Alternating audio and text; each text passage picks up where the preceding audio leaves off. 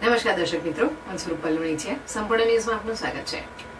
થરાદ તાલુકાના જમણા ગામમાં ખેતીવાડી વીજ પુરવઠાની ગંભીર સમસ્યા સર્જાતા ખેડૂતોમાં ચિંતા વ્યાપી ગઈ છે.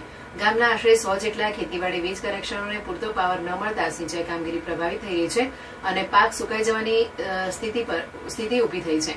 ખેડૂતોના જણાવ્યા મુજબ અગાઉ તેઓ બાજર ફીડર સાથે જોડાયેલા હતા અને નિયમિત અને પૂરતો વીજ પુરવઠો મળતો હતો. જોકે બાદમાં તેમને ઇટાટા ફીડરમાં ફેરવવામાં આવતા પાવર સંબંધિત સમસ્યાઓ વધવા લાગી છે. સ્થાનિકોના આક્ષેપ મુજબ ઇટાટા ફીડર પર વધુ લોડ હોવાથી ખેતીવાડી મોટરો પૂરતી ક્ષમતા સાથે ચાલતી નથી, જેના કારણે પાણીની અછત સર્જાઈ રહી છે અને ઉભા પાક પર ખરાબ અસર પડી રહી છે.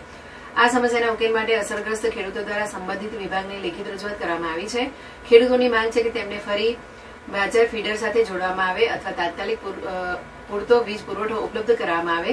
ખેડૂતોનું કહેવું છે કે જો વહેલી તકે સમસ્યાનો ઉકેલ નહીં આવે તો પાકને ભારે નુકસાન થશે અને આર્થિક સંકટ ઉભું થશે.